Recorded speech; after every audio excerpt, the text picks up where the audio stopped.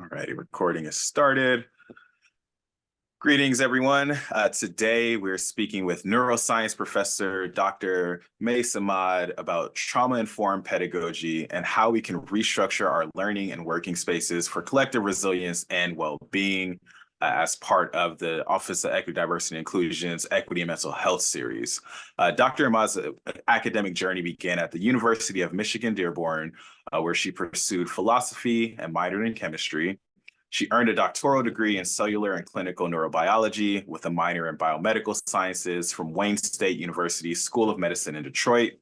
After a postdoctoral fellowship at the University of Arizona's Department of Neuroscience, she joined Pima Community College, or PCC, teaching a variety of biology-related subjects. And during her tenure at PCC, she founded their Teaching and Learning Center. Currently an associate professor at Connecticut College, Dr. Imad is interested in understanding the social determinants of student well-being and success and conducts research on equity pedagogy. Her work reflects a deep commitment to equity and justice in and through education, and she advocates for institutions to pay close attention to intergenerational trauma and to prioritize healing and well-being. She is a Gardner Institute Fellow, an AACNU Senior STEM Fellow, and Mind and Life Institute Fellow.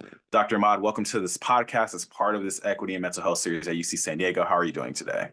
Doing well. Thank you so much for having me. Of course, and thank you for being a part of this initiative. Dr. Imad was a part of this Equity and Mental Health series and led a workshop at UC San Diego. And this podcast aims to give our listeners an overview of that conversation and dive into some of these topics. So hopefully our listeners are sitting comfortably and have a nice cup of tea or something to engage with our conversation. And I'm looking forward to our dialogue. My name is Kyler Nathan. I'm a staff member and an alumnus of UC San Diego.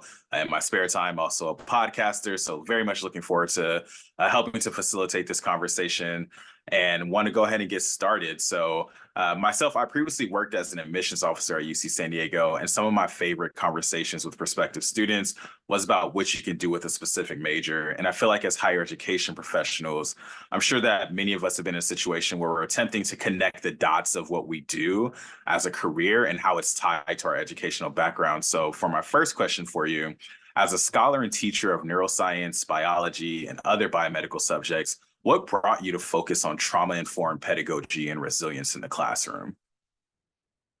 Thank you. That's a great question. I would say for most of my career or for most of my journey as a student, I was immersed in trauma. The trauma of being war survivor, the trauma of being displaced from my homeland, the trauma of just being in a country that has a lot of racism and Islamophobia and just and then it's in the midst of this, navigating all these complexities and then going to school to try to learn, to try to discover the inner and outer world. And it was very difficult. And for a long time, I would ask the question, what's wrong with me? And even when I went through graduate school in neuroscience, I didn't quite make the connections between the social factors and what happens inside the brain and the nervous system. It really wasn't until I began teaching. I started teaching, and in a way, very quickly, I started seeing in many of my students similar, I guess, stories to what I experienced. So my students at my initial institution, they were primarily first generation. They were working 2, sometimes 3 jobs. They were immigrants and DACA students and racialized, and what I saw is there was this love of learning, very similar to what I had when I was a student.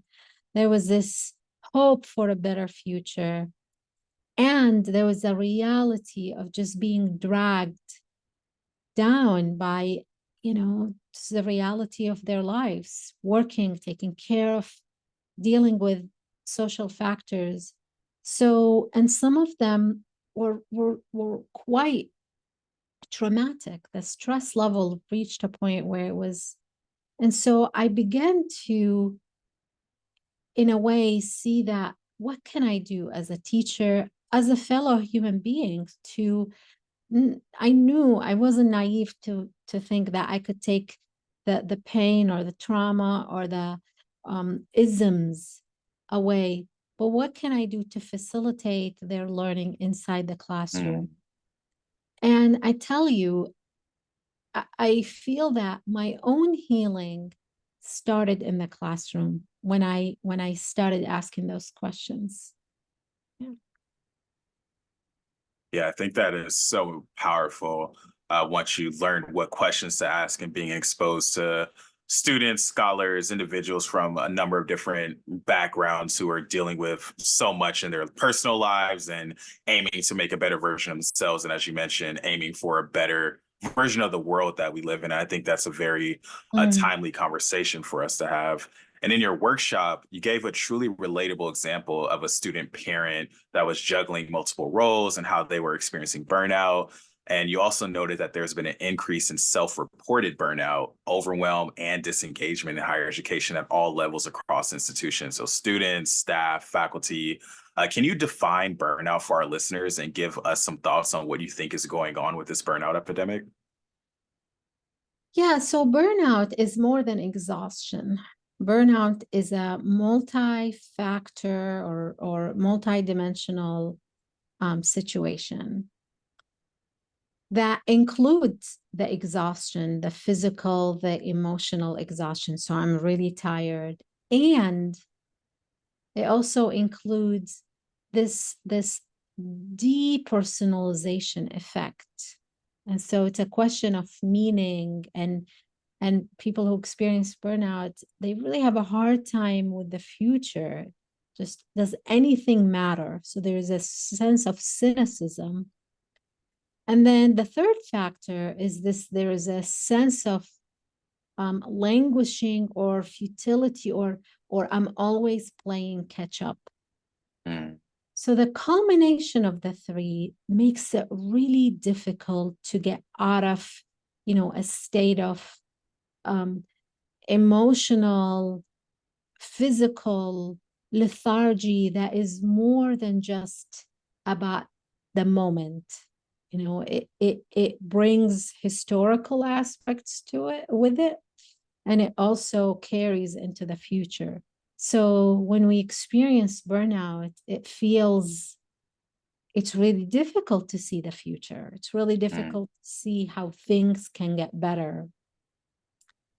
And it really can be, it's and then it becomes it's like a vicious cycle. It's overwhelming. You're overwhelmed by being stuck in a state of, you know, like helplessness or Mm. hopelessness, and then it becomes exhausting, and then you feel you're behind. You always, so it's difficult. That's why when we talk about burnout, we don't just say we'll take the weekend off. It takes more than that. Yeah. Mm. Yeah. Yeah, it definitely takes more than that. And I appreciate you specifically mentioning how it's more than just exhaustion, because I think that's an easy way to just think of burnout as when you're exhausted, but it's repetition of these things, it's being hyper exposed to these things. And I think we live in a time with social media where you can turn on your phone onto a certain app and you can view all this different trauma or things that are going on in the world. And so, with social media being one of those things, what else do you think is contributing to this widespread burnout? Um, I would say, and with many of my my students and students I've interviewed, they question, does anything matter? Like I had a student who said, I used to sit in my biochemistry class and listen and be excited about the lecture. And now I sit and I just wonder, how is this going to make me a better person? So the sense of meaning and purpose, we kind of we kind of lost touch with, or we're having a hard time holding on to a purpose and meaning that's beyond the mundane, the everyday, the here and now, something bigger than us. Because the brain is a meaning-making entity. We are social beings and we depend on others for and on meaning for our survivability. So that has really, I think what has happened with COVID and with the ongoing racial injustice and poverty and just global injustice, like genocides and famine. And I think it's really difficult not to ask, does anything matter? There's that. And then there is also historical factors. So burnout is a sensory issue, right? And what I mean by that is the brain is processing sensory information and it's overwhelmed. And the brain is also having a hard time making sense of meaning or purpose. And the brain is always, there's this cognitive overload. So much like trauma, I would say burnout is also a sensory at a cellular, at a neurobiological level. And I would say that while trauma and burnout don't distinguish and they affect everyone, they don't affect people the same way.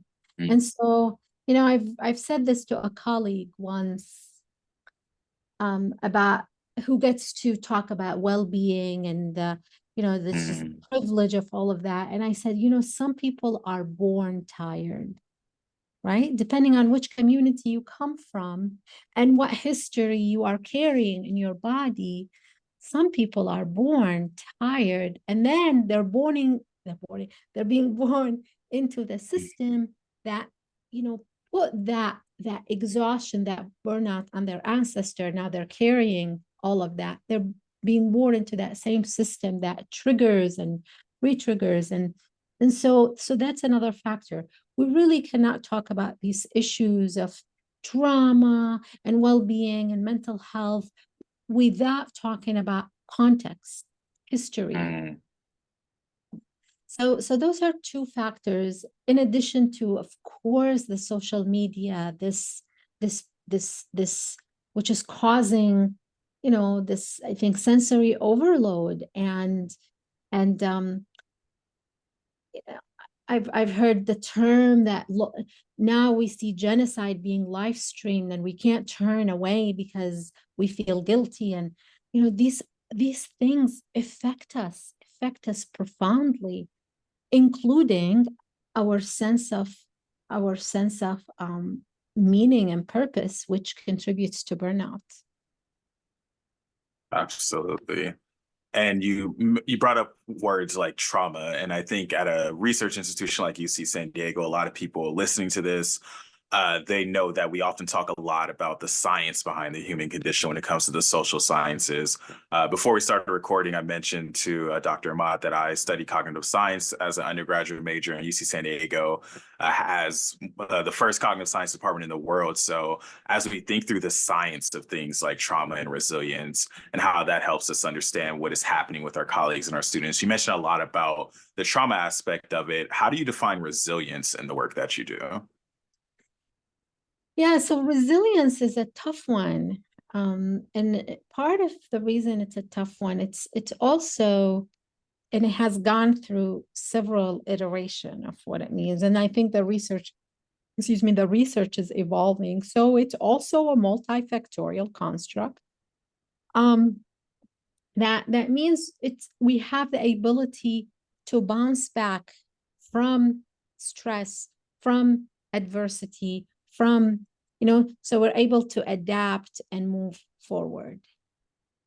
And when we look at the nervous system, our nervous system they react, right? And so if there is a certain stimulus that activates me, my nervous system is going to become more active, and it's going to go into an activated energy expending state, a sympathetic state.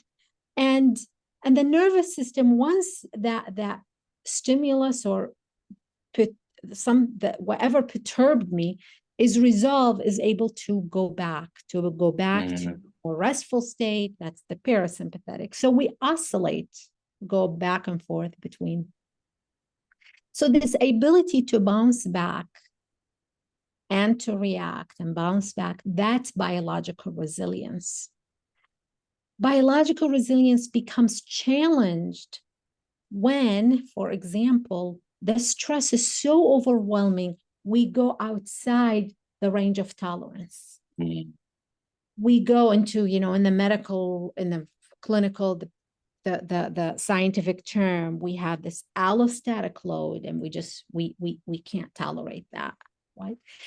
And you could think of it, I tell my students, think about energy. We have finite energy. And if we're constantly being triggered and challenged and there's adversity and you're not replenishing, it becomes difficult to bounce back into that, that sweet homeostatic range. Now, resilience is a term that is loaded and it's gets thrown around and even weaponized, just undermines people's pain, undermines the reality of, and then just be resilient, have grit, everything, all of these things. But it's complicated, right? We're talking about biology, and we're talking about the social elements that impact the biology. Absolutely. And I think as we talk about some of these internal processes, it helps to paint a more vivid picture of the realm of burnout, of resilience, of trauma, when you understand how at a neurological level, how the brain is firing or operating in response to these inputs, these signals. And we talk about just how hyper aware we are of these things, especially if people are scrolling through articles on their computer or reading social media posts. You could be passively triggering your brain in so many different aspects and activating different response systems within your brain. And I think it's so helpful for people listening to this to just understand more about some of those internal processes, because we have these words we use to describe these things in higher education, but it's rooted in science, it's rooted in biological aspects of who we are as human beings. Absolutely. There were a series of articles written in popular magazine, the New Yorker, the Harper magazine, and it was critiquing the trauma narrative. If everything's trauma, is anything trauma? And one of my students actually read the article and she said, "What do you think about it?" And I said, "Do you mean the science?" I said, the science is, we agree that there's trauma. There is a biological underpinning to it. It's not just in our head. It's not, it has subjective aspects, and there are very much objective biological processes that take place when we experience traumatic events. So yes, definitely. And bringing up articles, I know that I read that you wrote an article about how to help students develop mental immunity. Can you define what it means to have mental immunity?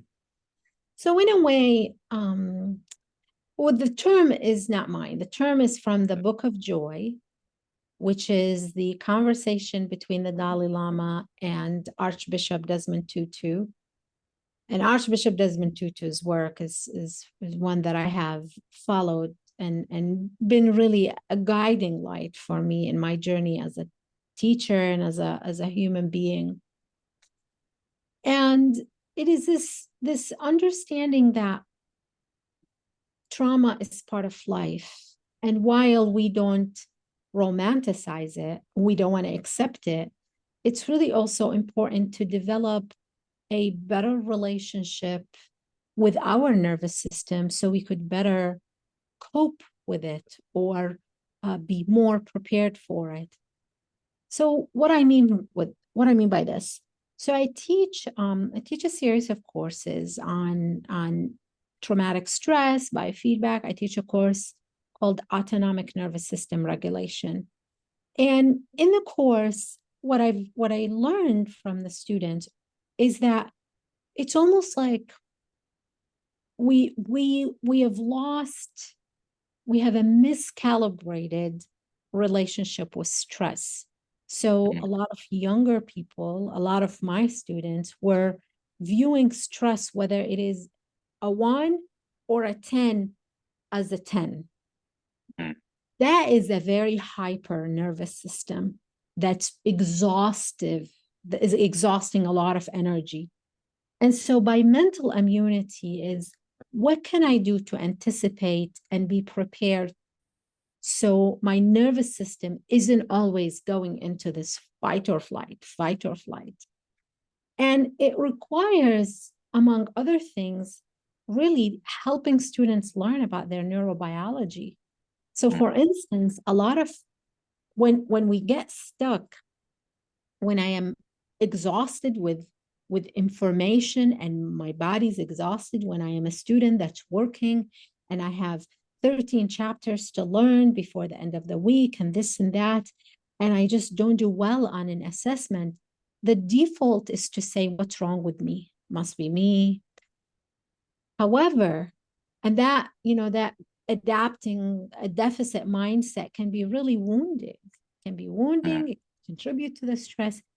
But if I were to help students better understand that we have a learning brain and we have a survival brain, and when we're in the survival brain, it becomes difficult to learn. It's not that it's impossible, it becomes difficult. And so learning about our neurobiology can, in a way, help, and I've seen it help students and myself actually be more compassionate. And so when I'm studying for an exam and I'm having a very hard time remembering, sometimes I tell my student, and instead of just saying, oh, it must be me, I'm not a math person, I'm not this, I'm not, don't do that. Pause and check with your body and your brain. And are you in a learning brain or in a survival brain? And if you're in a survival brain, what can you do to pivot, to kind of get out of that? Can you negotiate with the brain that there's no imminent threat? You're stressed, you're overwhelmed, but it's not a survival kind of thing. So this is how we start calibrating our relationship with stress. This is how we build mental immunity. So that's the term. Yeah. And I wrote the article with students, actually. The students did research, we interviewed other students, and we make recommendations in the article why it's so important to bring in some of this work. Yeah. Yeah, thank you for that deep dive into the mental immunity. And I appreciate you sharing how you provide students with additional context of how their brain is operating. So keeping it in the context of what you're teaching them in the classroom and educating them on their own stress responses to help them better themselves and prepare to have a healthier relationship with the educational environments they're in. And I think we've done a great job providing the listeners with a lot of context to a lot of these systems. And I want to transition a little bit to talk through strategy and how listeners might implement some of these things in their own classroom, in their own spaces. So within the context of teaching and learning, how do we create these resilient spaces and systems? And what are some of the characteristics that we should be looking for if an educator is trying to create a resilient classroom or trying to empower their students to navigate these harmful environments? Yeah, that's a really important question. I had a mentor who would say to me, this is long before the pandemic, and I would talk about, I want to help students learn to emotional regulate. And she would say, do you know how to emotionally regulate? And she'd always say, you can't give what you don't have. And so I really, with all I have, I had like so much good intentions and work and so on. I wanted to bring in the well-being to my class. I wanted to bring resilience and this and that. There is only so much I could do if I was walking into the classroom carrying so much stress and anxiety, and students can feel it. It comes across. So I would say, it's really important that we, the teachers, the professors, the staff, that we also look at, how are we attending to our own health? I see health as a human right. Mental health is a human right. And once for instance, once I start seeing that, the way I'm working is not sustainable. And when I do show up, I'm not fully showing up because I have all these other things on my mind that I have to cross off my to-do list. And so I think attending to our own well-being, recognizing what I said earlier, that it's such a luxury to be talking about well-being, because some people don't have that luxury, right? Some people who are working 3 different jobs, adjunct faculty, for example, 3 different campuses, trying to, maybe this conversation will be triggering because it's like, we can't. To the extent possible, at the very least, give yourself the compassion and the grace to bear witness to your own trauma, longing to heal, to be okay, to be healthy. And then there are things, I think there are concrete things we could do in the classroom. So for example, I'll just talk about my discipline. I'm in science, and science is content heavy. And I think part of what was affecting my well-being is I would sit to prepare for a lecture, and I would feel all the tension in my neck, in my head. I would get headache because I had 180 slides to cover over 75 minutes. What? What? Yeah. And I just felt like this, this tyranny of content, as scholars have referred to it. So, and it wasn't sustainable for me. It wasn't sustainable for the students. It was impacting their well-being and my well-being. And I would say,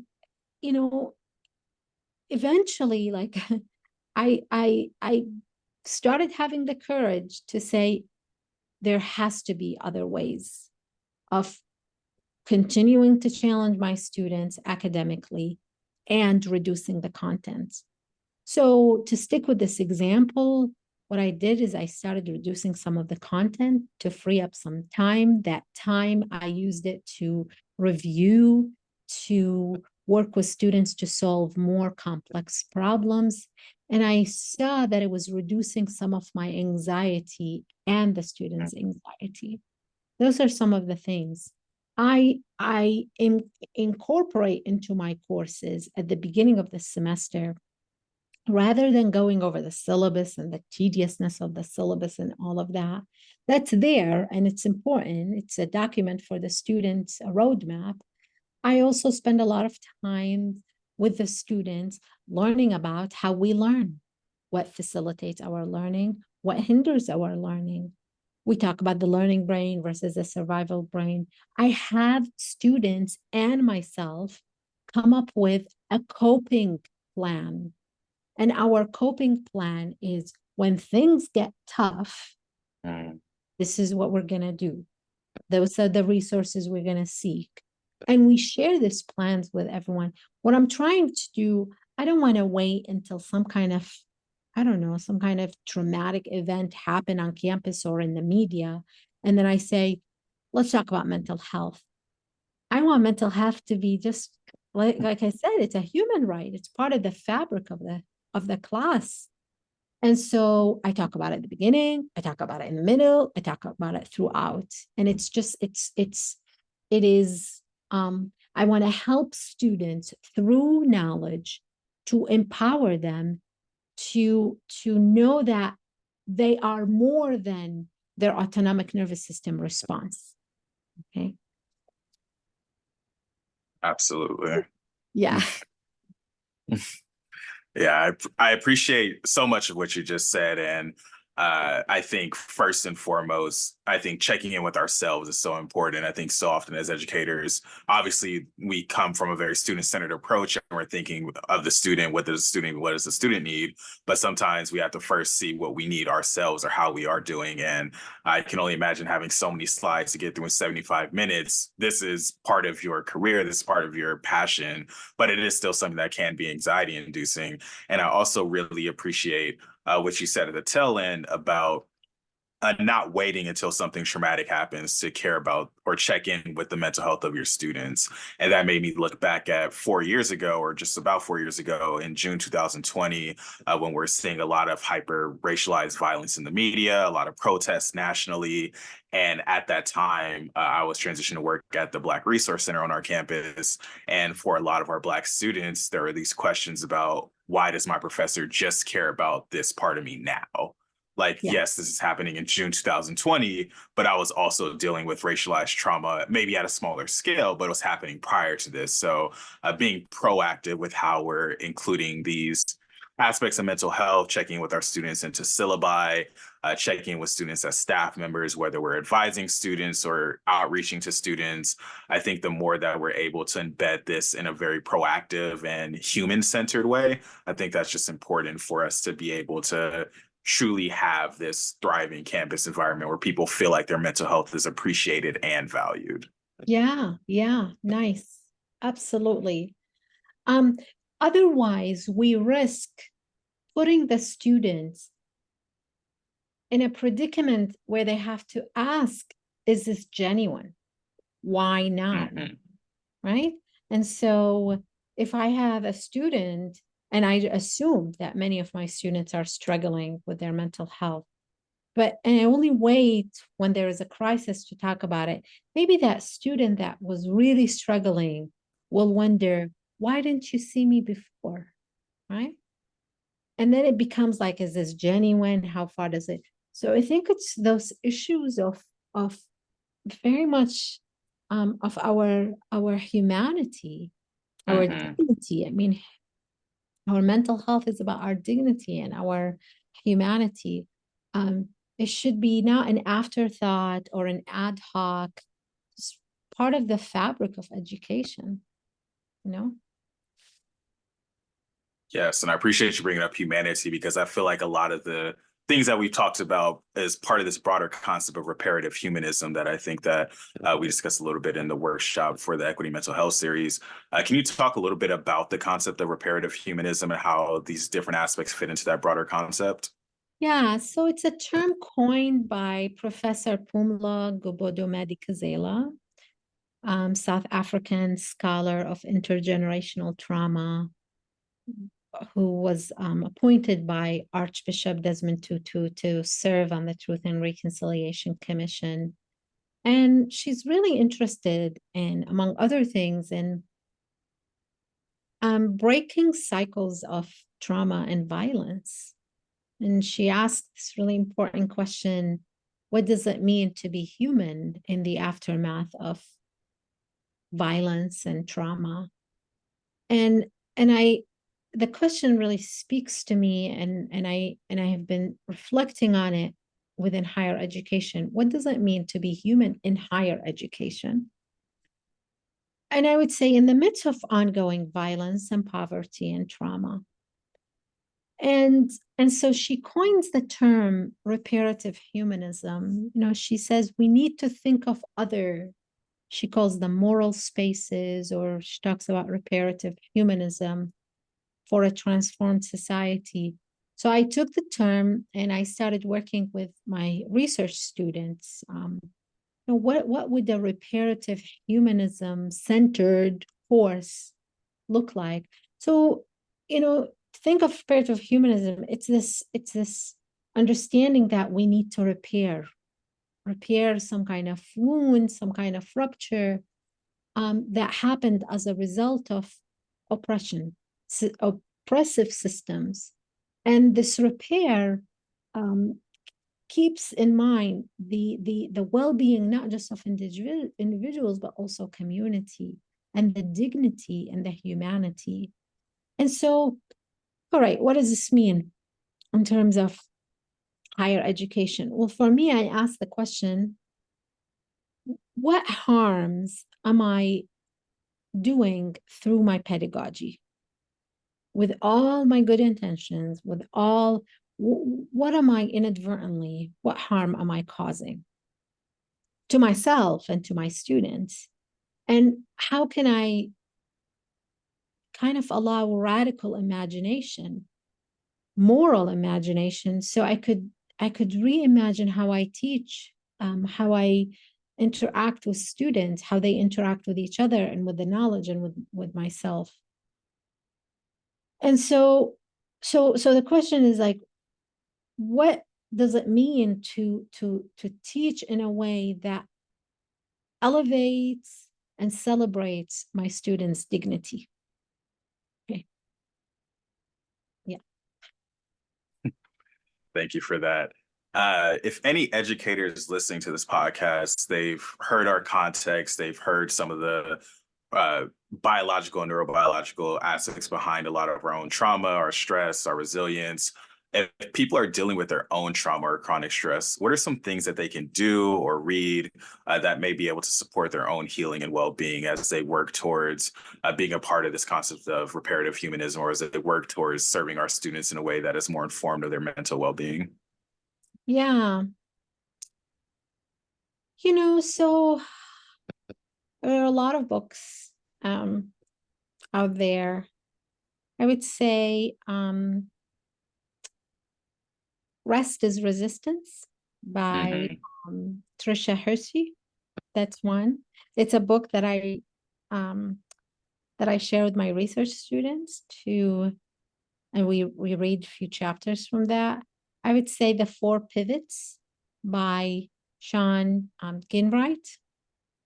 And of course, I mean, for me, learning about the science, reading the work of, for example,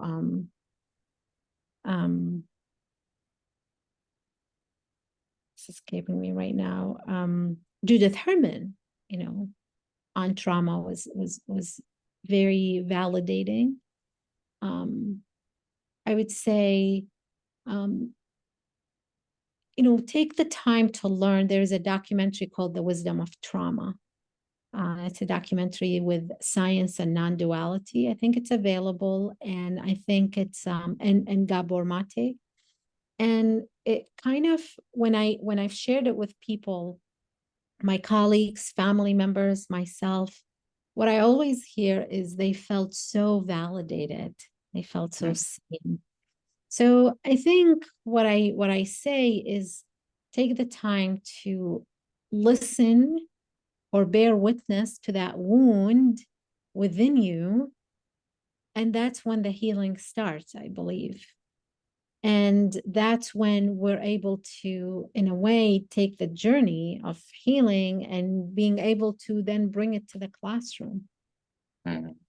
I think slowing down is really important. I want to echo what my colleague Bayo Akumalafe says: the times are urgent, let us pause. It's really critical. We are in higher education, a culture of urgency, deadlines. And I am not saying we don't need deadlines. That's not what I'm saying. But this urgent, and everything is an emergency and putting out fire.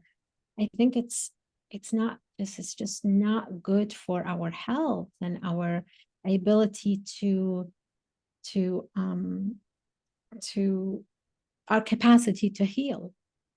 So what would it mean to slow down? For me, practically, I had to, like, for example, step down from certain boards or certain meetings, or yeah. Yeah, I think knowing what you need to step back from is so powerful when we're in these environments that are always pushing us to produce, to capitalize on these moments. And at UC San Diego, we operate on a quarter system. So for a lot of people, it's an even faster paced environment because you're worried about what's happening week 5, what's happening week 6, what's happening week 7. So I really Mm. appreciate you encouraging folks to take a pause. I think that is so essential. And with Rest as Resistance, one of our other pillars for our equity and mental health series. One of the assistant directors at our cross-cultural center, Izzy Narvaez, she's leading a whole workshop on Rest as Resistance. And so I'm hoping people are able to engage with that content in a similar manner. As for myself, as an artist, as a poet, I also highly encourage people to journal, to write, to reflect, because I think that's a tool that we can use to really start to sit with ourselves. And sometimes I'll take a moment before I'm starting my workday to just journal or to write, to see how I'm feeling and to check in with myself. And I'm just happy that folks who are listening to this have taken the time to even listen to this content to see how they can better themselves, to create a better environment for our students, because at the end of the day, we are a full community of higher education professionals. Outside of the questions that I've posed, I know we're running up towards the end of the podcast. I want to make sure to ask if there's anything else you feel is important for our listeners to leave this conversation with. Uh, mm, mm. I think there is a book I share with students. It's called How to Befriend Your Nervous System by Deb Dana.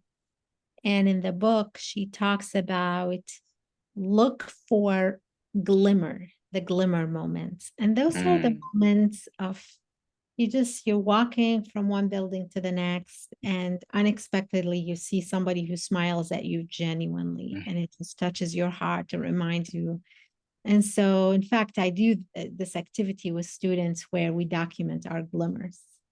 So I would say that to the listeners. And I love so much what you said about journaling.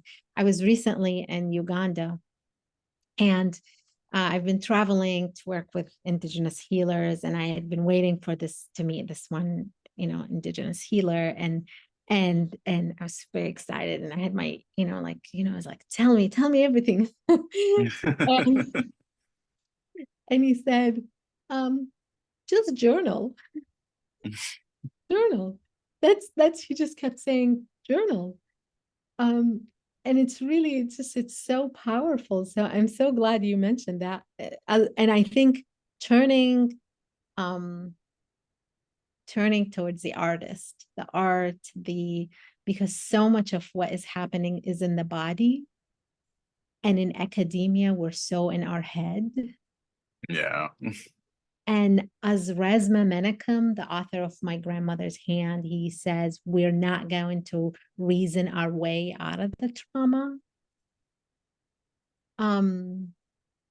So I think the artist knows so well how to work with the body. And so I think doing some cross disciplinary where we turn to the artist for help is so important. Yes, absolutely. And I always say we spend a lot of times in higher education drafting emails and writing proposals. Might as well spend some time writing some things that are beneficial for our mental health as well. Yeah. Well, Dr. Imad, this has been such a great conversation. I definitely learned some things that I know I can use for my own work as a higher education professional, and just being mindful in the ways I'm engaging with students. And I hope and know that our listeners are also going to take some things with them.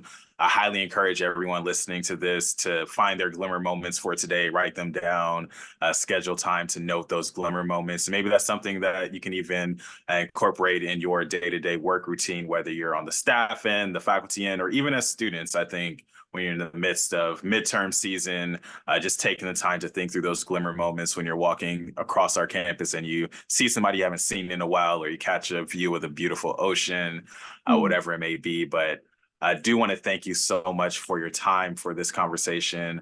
Listeners, want to thank y'all for tuning in with us. This series, as I mentioned, is part of the Equity and Mental Health series, and it was made possible by funding from University of California Office of the President, to help foster a campus culture of health and well-being where students, faculty, staff, and other members of our community can thrive. As I mentioned, there's other parts of the Equity and Mental Health series, so I encourage anyone listening to this to check out upcoming events, other podcasts, and other opportunities to engage deeper with this content at diversity.ucsd.edu. You can check out the Equity and Mental Health tab under the EDI resources section. But yes, just want to thank you all so much for tuning in. And until next time, Dr. Imad, thank you for your time. Thank you. Thank you, everyone.